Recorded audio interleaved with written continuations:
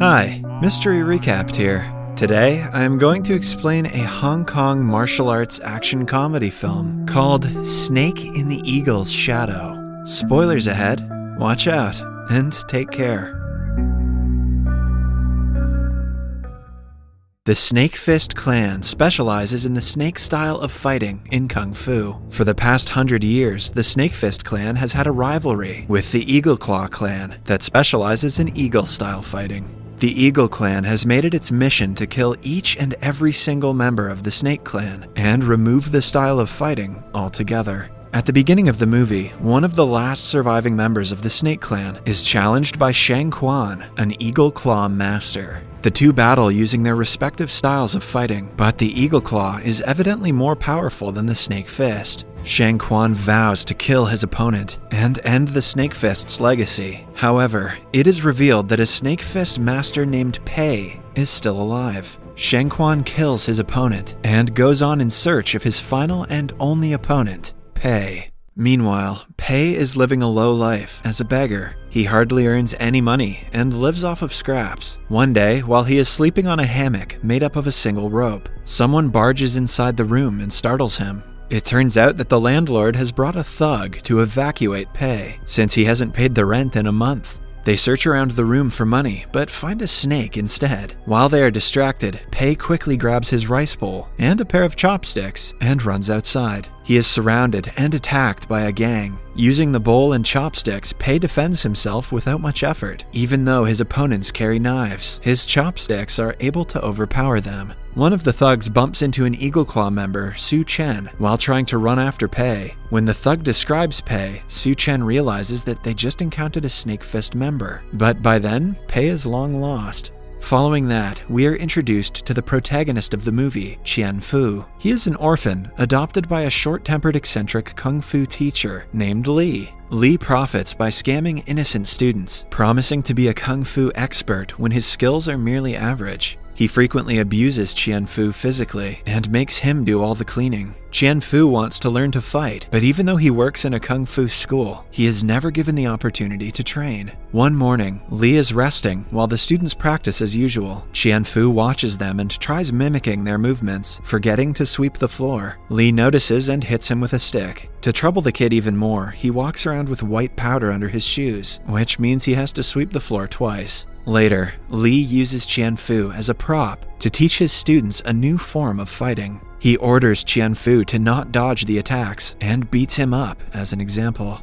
This is not the first time he has used KungFu to make himself look like a Kung Fu expert. KungFu is frequently beaten up, but he has no other way to make a living. The only person who sympathizes with him is the school's cook, and even offers to apply medicine to his wounds. Somewhere else, Pei ends up in front of another Kung Fu school in the town, and decides to take a rest. Inside, a wealthy businessman and his overweight son, Lap Ban, have come to check if the school is good enough for Lap Ban's admission. The head teacher boasts about his trainees being the best in town, but Lap Ban is not convinced. He asks a student to break a stack of 3 bricks with a single blow. The student does as told and manages to break them all, but as soon as he is out of Lap Ban's sight, he yells in pain while holding his hand that is now starting to turn blue. Moments later, Lap Ban tries to shake his hand and realizes that he was only pretending to be tough. The father and son leave to get admission to Lee's school instead. After that, the students see Pei resting outside and take their frustration out by beating him up. Pei doesn't defend himself, afraid that someone might notice his presence. KungFu sees this and stops them from hurting the poor old man. When the students attack him, Pei uses his tricks to make KungFu fight. He stands behind KungFu and pushes him around so that he can dodge the attacks. During the fight, a Russian religious missionary notices Pei and rushes towards him. In reality, he is a spy who has been appointed by the Eagle Claw clan to find and eliminate the last surviving member of the Snake clan. Pei notices him and runs away with KungFu before he can be caught. Following that, KungFu brings Pei to the school and makes tea for him. He also asks the old man to stay the night because he must be injured. Pei is impressed by his kindness. Meanwhile, Lap Ban and his father are in a meeting with Lee, who boasts about his training. Lap Ban doesn't believe him and asks him to break 3 stacked bricks.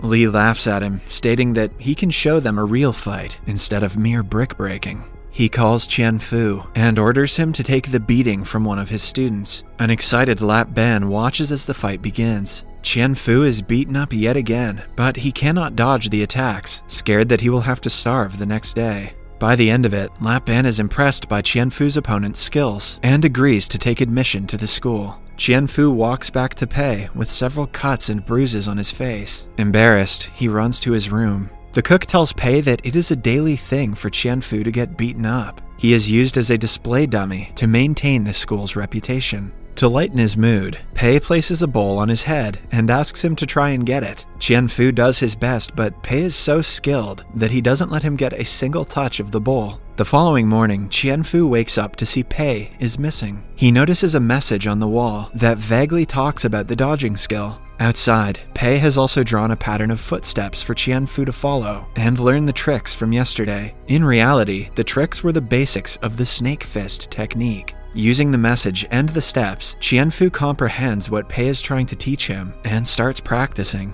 He is a gifted fighter and learns the technique in a short period of time. Somewhere else, Pei bumps into the Russian missionary and follows him to find out his true intentions. However, he soon realizes it is a trap when Su Chen of the Eagle Claw stops him and challenges him to a fight. The missionary and Su Chen go against Pei, but he manages to flee after tricking them. However, he is left severely injured after the commotion. At the same time, Lap Ban's father comes to the school to check his son's progress. Lee asks KungFu to take beatings from Lap Ban, wanting to use him as a dummy yet again. But this time, using Pei's techniques, KungFu dodges all the attacks. He even makes Lap Ban bump into his father, making both fall to the ground. In the end, Lap Ban and his father run away to the other school. An angered Lee hits KungFu repeatedly for humiliating him. KungFu runs away from the school and coincidentally bumps into an injured Pei. He takes him to a shed and dresses his wounds. Somewhere else, Su Chen meets the higher official of the Eagle Claw clan, Shang Quan, and tells him everything about his encounter with Pei.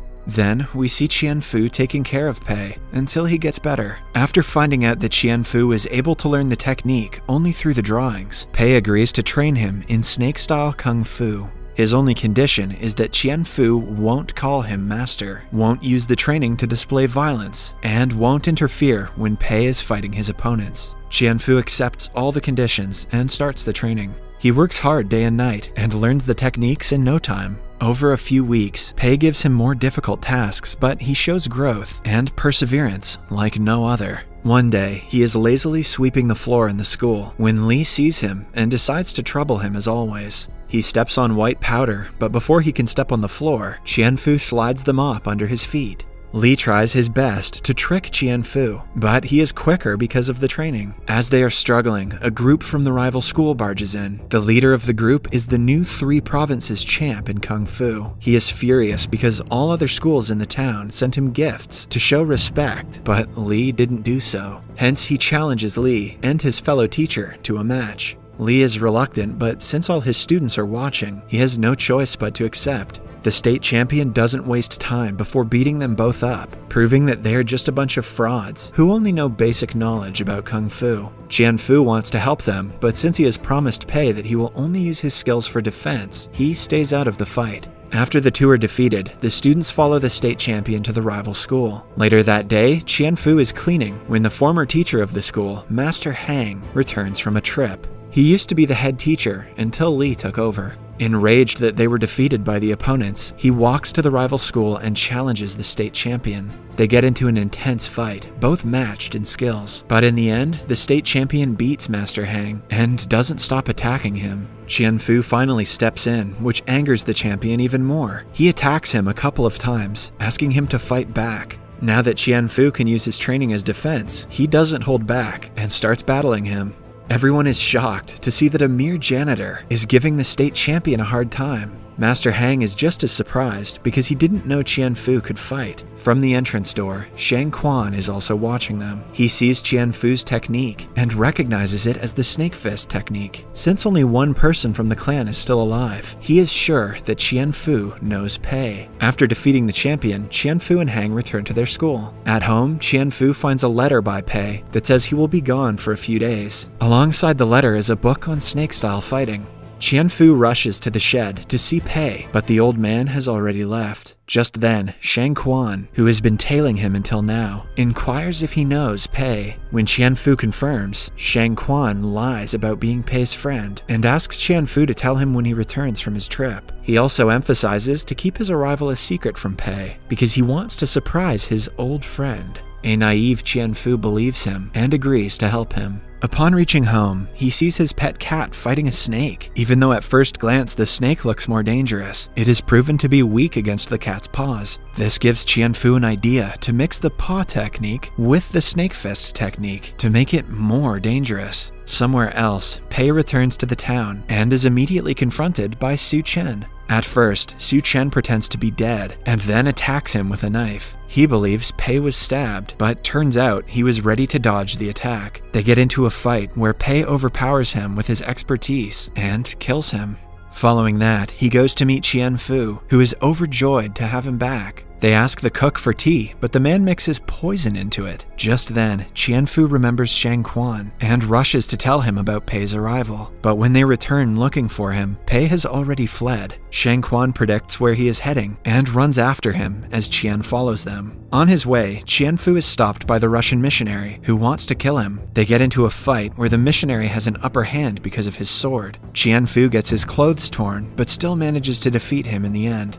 Somewhere else, Pei meets Shang Quan. He has had enough of running and wants to fight to put an end to the century-long rivalry between their clans. The fight starts, and initially they seem to match in expertise, but Shang Quan soon overpowers him and is about to kill him before Qianfu interrupts them. To save his master, he asks Shang Quan to fight him instead. Pei tries to stop Qianfu, knowing that he is not trained enough to defeat Shang Quan, but he doesn't back down. Soon, they launch at each other, and Qianfu immediately manages to scratch his opponent's face with his new invention, the cat claw technique. By the mixture of the snake fist and the cat claw, he creates a unique deadly technique that defeats the eagle claw in no time. In the end, Shang Quan is also defeated. As the master and student are about to leave, the cook approaches them and tries to stab Qianfu. Pei stops him effortlessly and inquires why he is doing this. It turns out that he is also a spy from the Eagle Claw clan. He laughs, knowing that they are about to die of the poison he gave them earlier. But Qianfu reveals that he had exchanged the tea because it was too hot.